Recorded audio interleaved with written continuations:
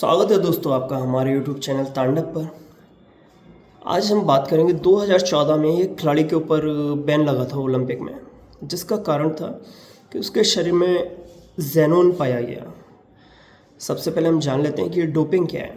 Doping में देखिए, हम किसी ऐसी चीज़ का प्रयोग हमारे शरीर में करते हैं या हमारे शरीर में कोई ऐसी चीज़ दाग लेते हैं, अपने अंदर पहुँचा देते हैं कि हमारे शरीर की एनर्जी गलत तरीके से दूसरे व्यक्ति से ज़्यादा हो जाए। यानी हम किसी चीज़ को तीव्र करने लगे। जैसे हमारे यहाँ मान लीजिए भांग होती है, तो भांग वैसे गलत नहीं, लेकिन अगर उसका यूज़ हम करते हैं तो कई बार हम किसी काम को रिपीटेशन मोड पे करते रहते हैं बहुत जल्दी जल्दी, तो वो हमारी सोच को वहीं पे रोक के रखता है।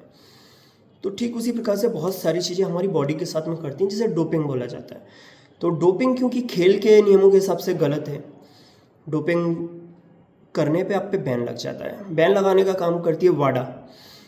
ठीक, तो अब हम जानते हैं कि ये बहस शुरू क्यों हुई।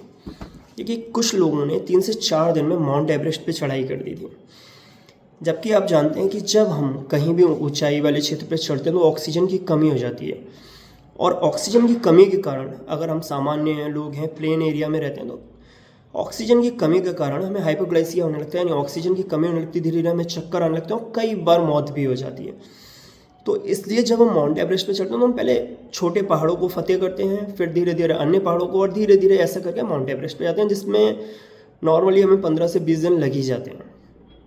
बट 3 से 4 दिन में उन लोगों ने माउंट एवरेस्ट को फतेह कर लिया, तो ये बहुत ही चिंता की बात है। तो रिसर्च में ये सामने आया कि ज़ेनोन नाम की जो एक गैस है, जब आप उसको सूंघ लेते हैं तो आपके शरीर में एक हार्मोन है EPO, वो प्रभावित हो जाता है, जिसकी वजह से RBC सेल्स बहुत तेज़ी में डेवलप होने लगती हैं। जैसे मान लीजिए कि हमारी जो लॉन्ग बोन है, यानी कि बैक बोन, वहाँ RBC का निर्माण बोन मैरो जो है, वहाँ RBC का निर्माण हो रहा था, जो कि अभी हो रहा है। एक दिन में 100 RBC बन रही है मान लीजिए, तो वो गैस लेने के बाद में अचानक से 120-130 बनने लगेंगी। अब जब RBC की मात्रा आपकी बॉडी में बढ़ जाएगी तो आप कम ऑक्सीजन में भी अपने बॉडी को मेंटेन रख पाएंगे।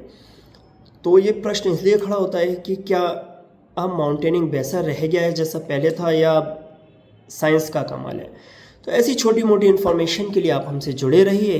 हमारे चैनल को लाइक कीजिए, शेयर कीजिए, सब्सक्राइब कीजिए। Thanks for watching my YouTube channel.